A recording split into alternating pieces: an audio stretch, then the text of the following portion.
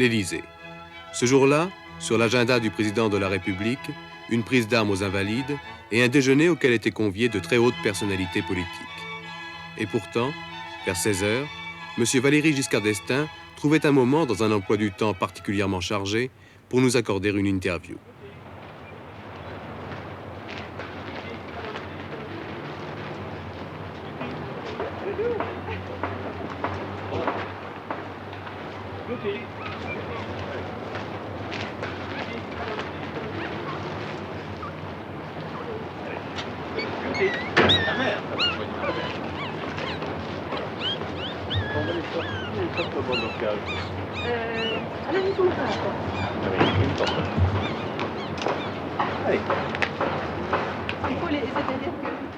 C'est un président de la République détendu, heureux semble-t-il d'oublier quelques instants le fardeau du pouvoir qui nous a accueillis.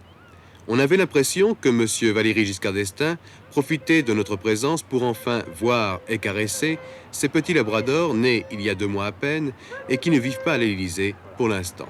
Beauty. Ils vont me suivre maintenant. Allez, Beauty, c'est bon, Beauty, come on. La présence à l'Élysée des petits labradors était exceptionnelle. Ils vivent habituellement à Rambouillet, où Madame Legrand, dont le mari est responsable de la gestion de la forêt, s'occupe d'eux. Elle est en quelque sorte la nounou provisoire des chiots présidentiels.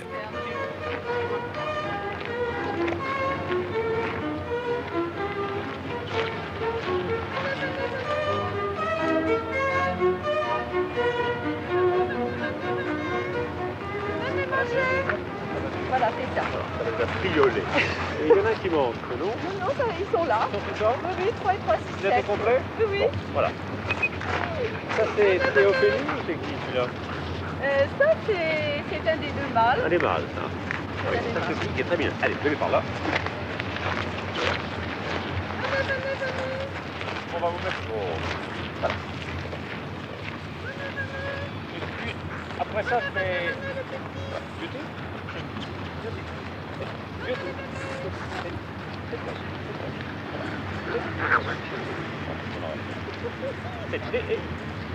Beauty. Voilà. Alors on va, vous avez les assiettes.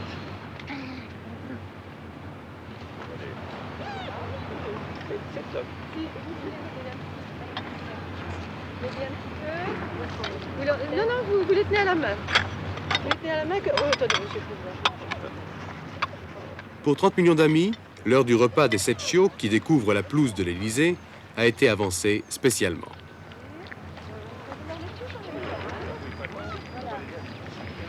Ça fait rien, ça fait rien. Voilà. Attends. Voilà, hop là. Ça fait rien, ça fait rien. Voilà. Et toi? Ici. Voilà.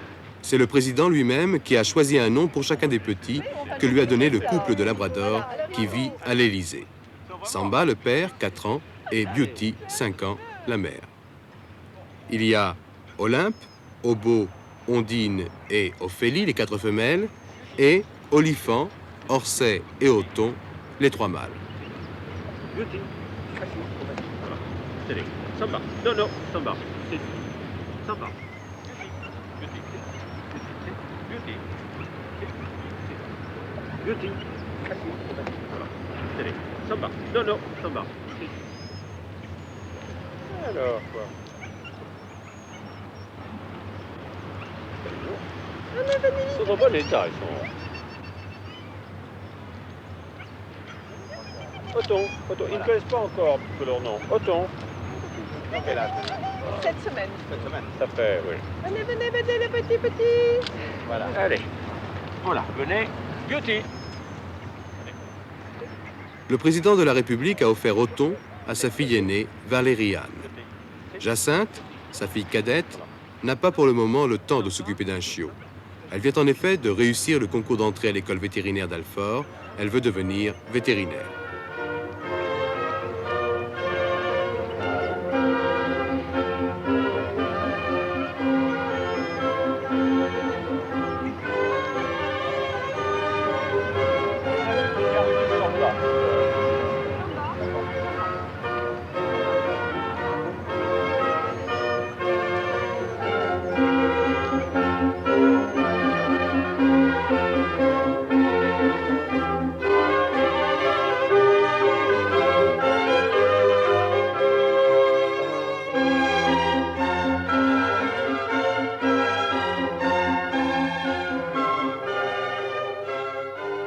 Le président de la République se rend maintenant en compagnie de Jean-Pierre Hutin dans le petit salon des portraits où va se dérouler l'interview qu'il nous a accordée.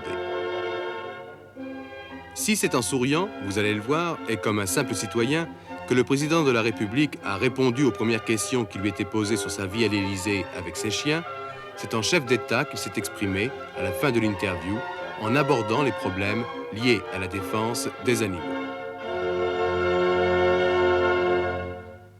30 millions d'amis est reçu aujourd'hui par le plus célèbre des Français aimant les animaux. Il s'agit du président de la République, M. Valéry Giscard d'Estaing, qui nous fait l'honneur de nous accueillir. Monsieur le Président, dans une interview accordée au Monde, vous avez déclaré « J'aime les animaux, j'ai toujours vécu avec eux, ils font partie de ma vie personnelle ». Ce sont d'abord les chiens, semble-t-il, qui sont pour vous les animaux privilégiés. Pourquoi ? Je crois que c'est une question de nature. Je m'entends très bien avec les chiens. J'ai toujours vécu avec des chiens et c'est des animaux dont je me sens très proche dans la vie quotidienne. Il y a aussi autre chose, c'est que depuis quelque temps, la presse l'annonce, il y a eu des naissances à l'Élysée. Et vous semblez y porter un très grand intérêt. Ah oui, il y a eu plusieurs naissances. Il y a eu des naissances à l'Élysée, une naissance, c'est-à-dire une portée de cette chienne qui est là, qui a eu 7 petits. Qui est Beauty. Qui s'appelle Beauty, qui est une chienne labrador noire. Et puis le chien Braque de Weimar, qui habite ici, qui s'appelle Jugurtha, a eu 2 portées avec 2 chiennes. Jugurtha qui est le plus célèbre dans la presse. Je ne sais pas pourquoi il est plus célèbre. Et 2 portées, une de 9 et une de 8. Donc des très grandes portées qui appartiennent aux propriétaires des chiennes auxquelles j'avais prêté Jugurtha. Mais quel sentiment a-t-on quand on a une portée de chiots, comme on les a vus, qui sont merveilleux? Je veux dire, vous semblez adorer les boules de poils, de tendresse. Je veux dire, ça correspond à quelque chose en vous? C'est des très jolis animaux. Tous les animaux dans la nature, tous les petits animaux sont extrêmement bien formés, très jolis, avec des membres très gracieux. Et les petits labradors sont des chiens particulièrement jolis. Mais vous avez l'air fier, si je puis dire, d'avoir ces chiens. Vous êtes content? Je suis content. Alors, en réalité, c'est une portée d'un chien et d'une chienne qui vivent tous les deux ici. Le chien n'est pas là, enfin, il est pour l'instant pour ne pas déranger la chienne. Oui. Et ce sont 2 labradors noirs, comme celle-ci. Et alors, ce qui est curieux, c'est que vous avez vu, il y a 3 noirs et 4 blancs. Oui. C'est une race dans laquelle il y a alternativement des noirs et des blancs. Et bien qu'ayant 2 parents tout à fait noirs, tout à fait caractéristiques, il y a une majorité de blancs. Finalement, à l'Élysée, il y a combien de chiens, Monsieur le Président? 3 chiens. 3 chiens. Il y a ces 2 labradors, et puis Jugurtha, qui est un Braque de Weimar. Et puis il y a le cocker de Madame Giscard d'Estaing, qui s'appelle Bambou, et qui également vient à l'Élysée. Avez-vous un favori? Non, surtout pas. Et quand on vit avec des animaux, il ne faut pas avoir de favoris, parce qu'ils sentent très bien les préférences. Et si on en préfère un, ça veut dire qu'on exclut les autres. Et ça, je suis sûr que ça les attriste beaucoup. Alors il y a tout un rite, parce que les chiens, comme vous le savez, ce qu'ils aiment, c'est la présence humaine. Et ils ont le parc qui est ici, et qui fait que ce sont des chiens très heureux, parce qu'ils ont beaucoup de place par rapport à d'autres. Et ils font d'ailleurs, très attention à ne pas déranger les fleurs, à ne pas compliquer la vie de ceux qui travaillent dans le jardin. Mais leur idée, c'est de venir me retrouver. C'est ça qu'ils cherchent à faire. Alors, comme je suis dans mon bureau, naturellement, la plupart du temps, ils cherchent à venir dans mon bureau. Ils les attendent au bas d'un escalier qui est là. Et puis, dès qu'on ouvre la porte, ils montent. Ils connaissent très bien le chemin. Ils viennent dans mon bureau, ils se couchent. Et une fois qu'ils sont là, ils ne demandent rien. Ils veulent la présence. Ils veulent la présence de leur maître. Oui. Et j'ai vu d'ailleurs, alors que pour moi, j'ai été un peu étonné, je vous reconnais, c'est que le président de la République est aussi un maître de ses chiens. Ce n'est pas toujours vrai pour d'autres, car les chiens sont un peu éloignés. Et là, ils vous obéissent parfaitement. Ah oui, tout à fait. Je veux dire, je les vois tous les jours, bien entendu. Est-ce qu'il y a tout de même des moments et des lieux qui leur sont interdits? Bon, ils ne viennent jamais ici, là où nous sommes, parce que comme ils sont dans le jardin en face, ils ont les pattes mouillées, ils ont un peu de terre, et il ne faut pas naturellement qu'ils viennent déranger le rez-de-chaussée de l'Élysée, qui est l'endroit où ont lieu les réceptions officielles. Par contre, l'appartement qui est au-dessus et le bureau qui est au-dessus, ils viennent absolument quand ils veulent. Est-ce qu'à l'Élysée, ils ont, en dehors de vous et de votre famille, un ami? Non, autrefois, il y avait quelqu'un qui s'occupait des chiens à l'Élysée, mais j'ai supprimé cette fonction. Je trouve qu'ils vivent comme vivent les chiens en France, c'est-à-dire avec tout le monde, et alors ce sont ceux qui s'occupent de la maison, qui leur donnent leur nourriture.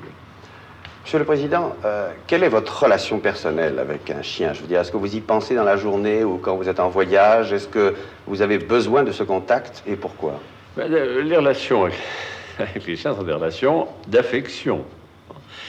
Et en effet, quand je suis loin et que je ne les ai pas vus pendant un certain temps, je m'interroge, je demande des nouvelles pour savoir comment ils vont. Et leur présence me manque. Et alors, ce qui est toujours extraordinaire avec les chiens, c'est le retour. L'histoire du chien d'Ulysse, enfin, c'est une histoire tout à fait révélatrice. Et quand je reviens, il se livre à des manifestations de joie, d'enthousiasme, qui sont en effet très, très touchantes. Ce sont aussi des relations simples avec les animaux. J'ai constaté depuis 3 ans que les hommes politiques ont souvent des animaux. Est-ce que cette tendance est explicable, je veux dire? Est-ce que ce n'est pas un besoin de loyauté et de fidélité? Je n'ai pas remarqué particulièrement cette... Non, ce qui est vrai, c'est que les chiens, parce que les animaux ne sont pas tous pareils. Enfin, il y a des animaux avec lesquels les relations sont complexes. Oui, bien sûr. Même avec les chevaux, les relations sont complexes, et les félins aussi. Avec les chiens sont des animaux qui ne sont pas rusés, qui ne sont pas tortueux, avec lesquels, en effet, les rapports sont très simples. Monsieur le Président, vous êtes le président de tous les Français et vous avez, avec 25 millions d'entre eux, un point commun important, vous vivez avec des animaux. La France, vous le savez, avec 7 millions de chiens et 9 millions de chats pour 52 millions d'habitants, est le numéro 1 mondial en proportion. Les États-Unis, avec 200 millions d'habitants, n'ont que 23 millions de chiens. Comment expliquez-vous ce phénomène de société? Cela correspond-il à une nouvelle sensibilité française? Et d'abord, pourquoi les Français et pas les Anglais et les Allemands? Parce que ce sont les Français, et c'est à eux qu'il faut le demander. Les Français, le peuple français, et de tous les peuples que vous citez, celui dont l'origine rurale est la plus marquée. Les Français sont des descendants de paysans. Et sont des descendants de paysans qui sont restés dans le monde rural très longtemps, jusqu'à une date très récente. Si vous prenez les Britanniques, beaucoup moins. Ce sont souvent des descendants de commerçants ou de gens qui ont vécu dans les grandes villes depuis longtemps. Et quant aux Américains, ce sont des gens qui ont été transplantés à partir de la civilisation industrielle, souvent, et également en direction de grandes villes ou de grandes banlieues. Donc leur attache avec la terre est beaucoup plus distante que la nôtre. Je crois qu'il y a deux phénomènes qui se complètent en France. Nous avons le record des résidences secondaires, le record du monde. C'est la même chose. La résidence secondaire pour les Français, c'est l'occasion de revenir à leur terre, pour un peuple d'origine rurale.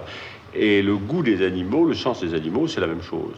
Car vous savez très bien qu'il y a des animaux dans les villes en France, mais il y a toujours eu énormément d'animaux dans les campagnes. Moi, quand j'étais élevé en Auvergne, on voyait toujours dans les champs les agriculteurs qui partaient avec leurs bêtes, car à l'époque, c'était avec leurs bêtes pour travailler, et qui étaient suivis toujours par un ou plusieurs chiens. Pour conclure, Monsieur le Président, vous êtes un ami des bêtes, et déjà, avant d'être président de la République, vous vous êtes préoccupé du sort des animaux. Oui, je trouve que nous ne faisons pas vis-à-vis des animaux ce que nous devrions faire. Vous savez d'abord que nos conceptions étaient tout à fait inadaptées, je dirais rétrogrades à cet égard. C'est seulement l'année dernière que le Parlement a voté, ce qui est une excellente chose, a voté une loi qui définissait un nouveau statut de l'animal. Par exemple, autrefois, l'animal en France, c'était un objet. Et donc, le propriétaire d'un objet peut faire ce qu'il veut. Il peut le casser, l'abandonner, n'en prendre aucun soin. Ça n'est jamais un délit. Et désormais, dans la loi, l'animal est considéré comme un être sensible. Et donc, on a des devoirs vis-à-vis de sa sensibilité. Si on le fait souffrir, si on le traite mal, on peut être passible de sanctions et de sanctions judiciaires. En même temps, nous avons des pratiques qui ne sont pas, je dirais, admissibles pour ce qui est de certaines techniques d'abattage des animaux. Nous avons pris des textes, mais je vous indique que je compte en faire vérifier prochainement et dans le détail l'application. Parce que j'ai des informations suivant lesquelles ces textes ne seraient pas à l'heure actuelle respectés partout. Et il va de soi que les dispositions nécessaires seront prises pour cela. Et puis il y a enfin l'usage des animaux pour la recherche ou pour la production de certains remèdes. Il est évident qu'il y a là une voie de la science, on ne peut pas fermer cette voie, mais dans la manière de traiter les animaux, là aussi, il peut y avoir le moyen de leur épargner des souffrances inutilement cruelles ou prolongées. Monsieur le Président, merci.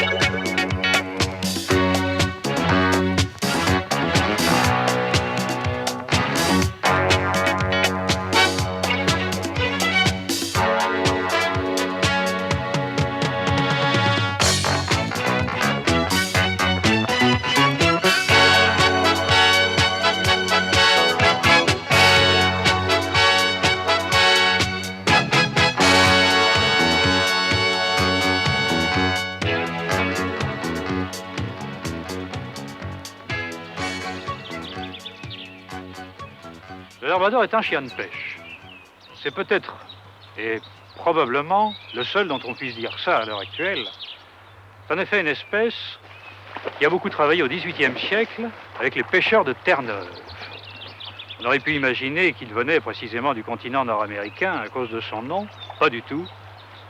C'était un animal qui, à cette époque-là, aidait les pêcheurs à récupérer un certain nombre des prises qui s'échappaient de leurs filets au moment où ils les remontaient sur leur bateau.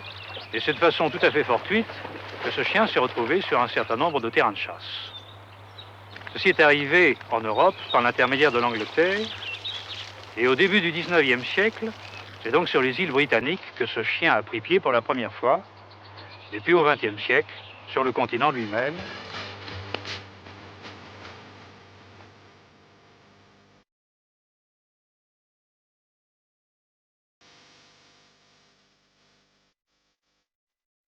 On appelle le Labrador Retriever, à cause du verbe anglais, to retrieve, qui veut dire rapporter.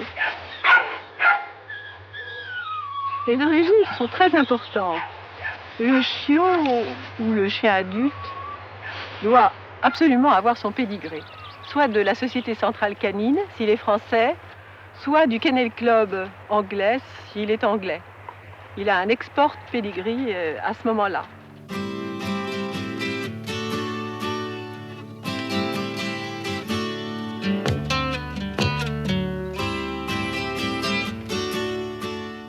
Le labrador, qu'il soit mâle ou femelle, mais enfin surtout les femelles, sont des animaux à tendance à l'obésité. Ils grossissent très vite et ils perdent très vite leur forme. Vous voyez qu'ils sont déjà assez rablés et 300 à 400 grammes de poids de plus les rend très souvent moins beaux qu'ils ne devraient être. Donc, surveillance alimentaire. Tant au moment de la croissance, parce que c'est également un chien lourd qui doit avoir une ossature qui peut supporter son corps. Donc, ce chien, à partir de l'âge de 3 mois et jusqu'à l'âge de 6-7 mois, doit être étroitement surveillé par un diététicien, un vétérinaire ou un éleveur en ce qui concerne la prise de poids, la prise d'aliments essentiels, de minéraux, de calcium, de vitamines, de manière à ce qu'on n'ait pas de rachitisme ou d'ostéoporose. Ça, c'est très important, de manière à avoir des aplombs parfaits. Le labrador est facile à alimenter parce qu'il est assez gourmand et il mange à peu près de tout ce qu'on lui donne. Quel est le maître idéal pour le labrador? Oh, vous savez, le labrador aime toutes les personnes. Il s'accoutume aussi bien en ville que dans les campagnes.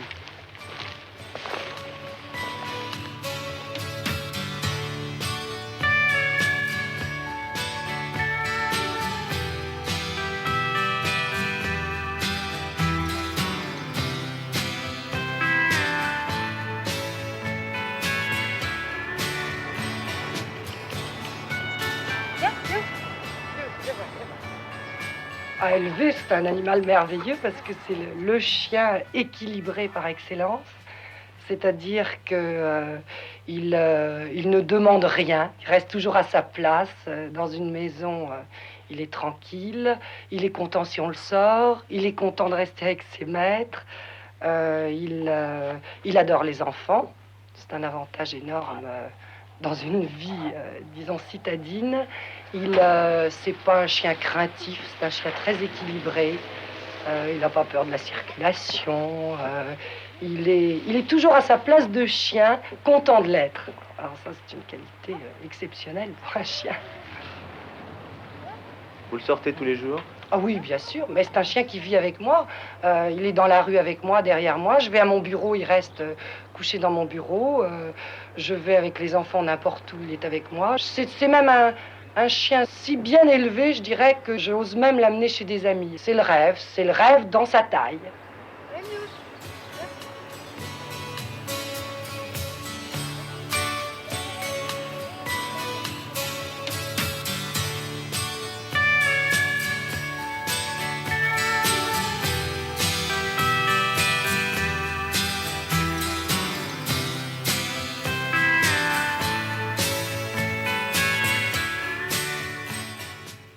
En France, c'est un chien qui a été assez peu connu, sauf des gens qui chassaient en battu jusqu'à vers 50. Il se trouve que maintenant, c'est le chien qui est à la mode. Je dois dire que le fait que le président de la République, le canard enchaîné, ait beaucoup parlé, et des braques de Weimar et des labradors du président de la République, font que maintenant il y a beaucoup de braques de Weimar et tout le monde s'intéresse beaucoup au labrador. Cela risque d'ailleurs d'avoir un problème au niveau du club de retriever et de la race, parce que on a peur que ce chien, qui est un chien, avant tout un chien de travail, devienne un chien de compagnie. Voilà une dizaine d'années, le labrador était très facile à dresser. Maintenant, de plus en plus, il devient avec un caractère un peu plus difficile. Parce que beaucoup de personnes font couvrir leurs chiennes sans garder les origines. Les portées sont de combien? Oh ben, vous avez des portées depuis 2 ou 3 jusqu'à 11 ou 12.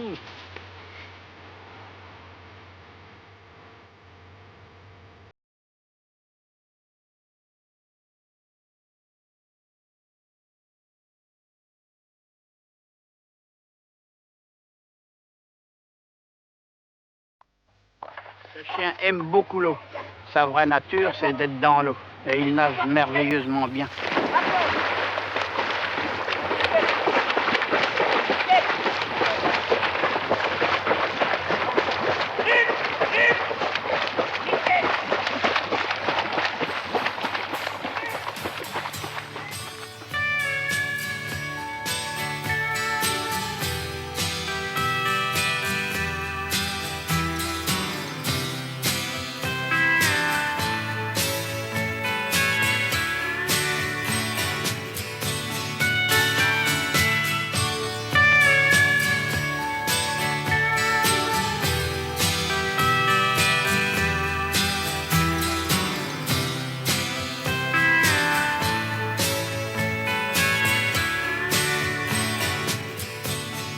Ce chien est un chien d'extérieur et lorsqu'il revient en ville, lorsqu'il revient en appartement, et surtout lorsque les appartements sont chauffés, il a une tendance très nette à faire des mues anormales et à perdre ses poils un petit peu toute l'année. C'est très difficile à contrecarrer. Pour un labrador de cette taille-là, je conseille de donner 4 ou 5 fois dans l'année, pendant 10 jours, une cuillerée à soupe d'huile de foie de morue. Ça va permettre de donner un peu de solidité au poil, de lui donner un certain brillant en plus. Et si le labrador chasse et est soumis aux intempéries, ça va accroître l'imperméabilisation de son poil. Quels sont les usages du labrador? En France, où son introduction est assez récente, la chasse est celui qui est le plus connu. En réalité, compte tenu du grand nez qu'il a, c'est-à-dire du grand flair, on s'est rendu compte qu'on pouvait en tirer un grand parti pour la recherche de la drogue. Et d'ailleurs, c'est un usage qui est en vigueur depuis longtemps dans les pays anglo-saxons.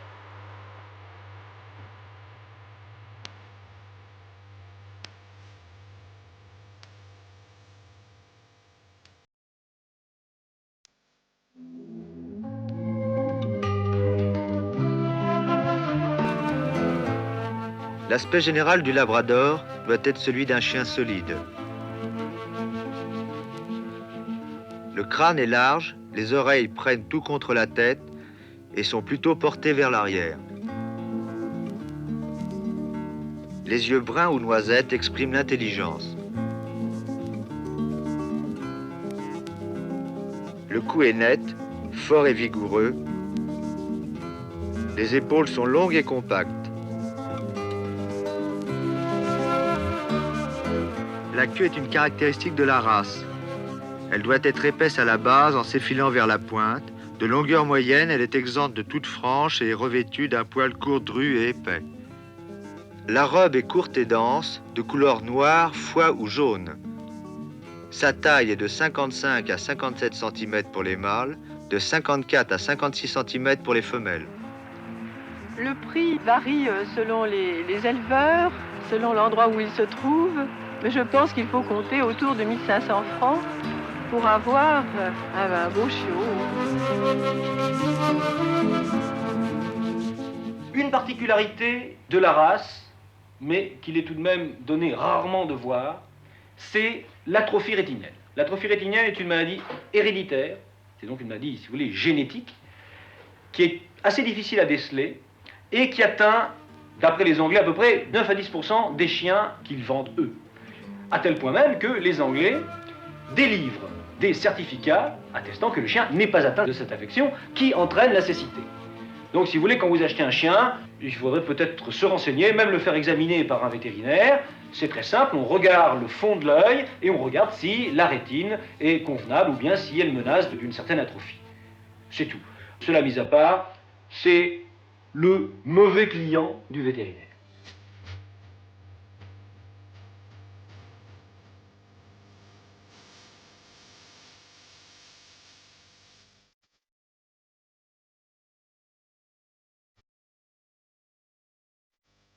Si vous demandez à un juge de labrador, un expert sur le labrador, quelles sont les qualités des labradors, il ne tarira pas.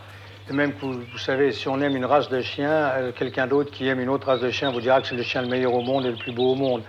Alors tout ce que je peux vous dire, c'est qu'il y a une qualité essentielle, et c'est que quand on les fait reproduire, on essaye surtout d'éviter qu'ils aient un caractère quelconque d'agressivité. C'est donc un chien particulièrement doux, particulièrement malléable, particulièrement facile. Pourquoi les aimez-vous? Oh, j'aime les labradors depuis tout petit. Mon père avait des labradors. Quand j'étais gosse à la maison, il y avait des labradors. Mon père appelait ça les chiens de facteurs. Maintenant, il faudrait dire des chiens de préposés parce qu'effectivement, ils ne sont pas très beaux. Ils sont un peu communs, ils sont un peu vulgaires. C'est un peu le chien de tout le monde, mais c'est le chien, c'est un bon chien. Et il fait tout. Et puis, c'est un chien qui comprend tout ce qu'on lui dit à demi-mot et qui est un merveilleux compagnon.